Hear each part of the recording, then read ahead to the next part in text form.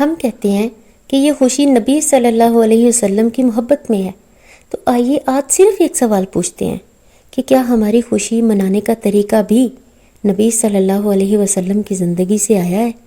کیونکہ خوشی منانا اسلام میں منع نہیں ہے۔ نبی صلی اللہ علیہ وسلم نے خود اپنی امت کو خوشی کے جائز مواقع دیے ہیں۔ عید کے دن خوشی کا اظہار دیکھا، بچوں کو خوش دیکھا، شادی کے موقع پہ خوشی دیکھی، تو پھر سوال خوشی کا نہیں ہے، خوشی کے طریقے کا ہے۔ یہ بہت اہم حدیث ہے، صحیح بخاری میں ہے۔ حضرت عائشہ رضی اللہ عنہا بیان کرتی ہیں کہ عید کے دن ان کے گھر میں 2 کم عمر انصاری بچیاں اشعار گا رہی تھیں۔ حضرت ابو بکر نے ان پر اعتراض کیا تو نبی صلی اللہ علیہ وسلم نے انہیں رہنے دیا، فرمایا ہر قوم کی ایک عید ہوتی ہے، یہ ہماری عید ہے۔ یہ حدیث بہت خوبصورت بنیاد ہے، کیونکہ اس سے ثابت ہوتا ہے کہ اسلامی خوشی صرف خاموشی، سنجیدگی اور غم کا نام نہیں، بلکہ خوشی ہو سکتی ہے لیکن اس کی حدود اور اس کا ماحول بھی شریعت کے مطابق ہوگا۔ اسی طرح عید کے دن حضرت عائشہ رضی اللہ عنہا، یہی بھی صحیح بخاری میں ہے کہ حضرت عائشہ رضی اللہ عنہا نے حبشیوں کا نیزوں اور ڈھالوں کے ساتھ کھیل دیکھنے کی خواہش کی اور نبی نے انہیں دیکھنے دیا۔ تو پھر سوال اٹھتا ہے کہ اگر نبی صلی اللہ علیہ وسلم خوشی کے اظہار کے خلاف ہوتے تو عید کے دن بچیوں کی خوشی، اشعار اور کھیل کے ان جائز مظاہر کو جگہ کیوں دیتے؟ اگر خوشی بالکل آزاد ہوتی تو ہر طرح کی چیز کی اجازت کیوں نہ دیتے؟ یعنی اسلام نے نہ خوشی کو ختم کیا، نہ خوشی کو بے لگام چھوڑا۔ اسلام نے خوشی کو بھی حدود اور پاکیزگی دی۔ اگر ہم آج کی طرف آئیں تو ہم کہتے ہیں ہم خوش ہیں، اس لیے کر رہے ہیں۔ تو کیا خوشی کے لیے تیز میوزک ضروری ہے؟ ناچ ضروری ہے؟ بے پردگی ضروری ہے؟ کیا خوشی منانے کے لیے غیر محرموں کا اخلاط ضروری ہے؟ سڑکوں پہ ہنگامے ہونے چاہیے؟ ضرورت سے زیادہ لائٹنگ ہونی چاہیے؟ کھانے کا ضیاع ضروری ہے؟ مقابلہ بازی اور نمود و نمائش ضروری ہے کیا؟ پیسہ صرف اس لیے خرچ کرنا ضروری ہے کہ دوسرا دیکھے کہ ہم نے کتنی بڑی تقریب کی؟ بہت سیدھا سا سوال ہے۔ اگر یہ چیزیں خوشی کی شرط ہیں تو کیا نبی کی زندگی میں خوشی کبھی مکمل نہیں ہوئی؟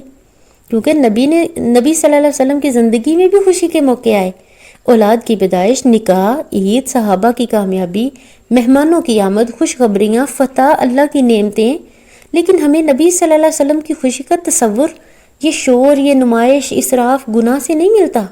ہم نے خوشی کا مطلب زیادہ شور سمجھ لیا، جبکہ نبی صلی اللہ علیہ وسلم نے خوشی کو زیادہ شکر بنایا۔ ہم شادی میں کہتے ہیں خوشی کا موقع ہے، سب جائز ہے، لیکن کیا ہر وہ چیز جائز ہو جاتی ہے جو خوشی کے نام پہ کی جائے؟ اگر خوشی کے نام پہ اسراف ہو، بے پردگی ہو، ناچ گانا ہو، لوگوں کو تکلیف دینا ہو، قرض لے کر دکھاوا کیا جانا ہو، تو صرف لفظ خوشی ان چیزوں کو حلال نہیں بنا دیتا۔ تو پھر میلاد ہو یا شادی، عید ہو یا کوئی اور خوشی، خوشی کا نام بدلنے سے خوشی کا طریقہ حلال نہیں ہو جاتا۔ ہم نبی صلی اللہ علیہ وسلم کی محبت میں خوشی منا رہے ہیں، لیکن ہماری خوشی کی شکل اگر ایسی ہو جس میں نبی صلی اللہ علیہ وسلم کی تعلیمات کی خلاف ورزی ہو رہی ہے، تو ہمیں اپنے آپ سے ایک سوال ضرور کر لینا چاہیے کہ کیا یہ واقعی نبی کے امتی ہونے والی خوشی ہے، یا صرف ہم اپنی معاشرتی خوشیوں کو ایک دینی عنوان دے رہے ہیں؟ ہم کسی کی نیت کا فیصلہ نہیں کر رہے، نیت اللہ تعالیٰ جانتا ہے، ہم صرف اپنے عمل کو سنت کے آئینے میں دیکھنا چاہ رہے ہیں۔ اگر ہم واقعی یہ جاننا چاہتے ہیں کہ نبی صلی اللہ علیہ وسلم کے امتی ہونے کی خوشی کیسی ہونی چاہیے، تو ہمیں صرف یہ نہیں دیکھنا چاہیے کہ ہم کس کا نام لے کے خوش ہو رہے ہیں، ہمیں یہ بھی دیکھنا چاہیے کہ خوش ہونے کا طریقہ کس سے لے رہے ہیں۔ اگر نام نبی کا ہے لیکن خوشی کا انداز بازار سے لیا، میڈیا سے لیا، فیشن کو سامنے رکھا، معاشرے سے لیا گیا، تو ہمیں ایک لمحے کے لیے رک کر سوچ لینا چاہیے۔ ہمیں نبی صلی اللہ علیہ وسلم سے محبت میں خوشی ضرور منانی ہے، مگر ایسی خوشی جو اللہ کی نافرمانی نہ بنے، ایسی خوشی جس میں اسراف نہ ہو، دکھاوا نہ ہو، بے حیائی نہ ہو، کسی کو اذیت نہ ہو۔ کیونکہ نبی صلی اللہ علیہ وسلم کے امتی ہونے کا مطلب یہ نہیں کہ ہم صرف خوشی کا عنوان نبی کے نام پہ رکھ دیں، بلکہ یہ ہے کہ ہماری خوشی کا انداز بھی پاکیزہ ہو، باوقار ہو، اللہ کو پسند آنے والا ہو۔ خوشی منانی ہے تو خوشی بھی تو سنت سے سیکھنی ہے نا۔ جشن کا نام نبی صلی اللہ علیہ وسلم کا ہو تو جشن کا انداز بھی نبی صلی اللہ علیہ وسلم کی تعلیمات سے ہونا چاہیے۔ اسلام ہمیں خوشی سے محروم نہیں کرتا، اسلام ہمیں سکھاتا ہے کہ خوشی کو گناہ کا راستہ نہ بناؤ۔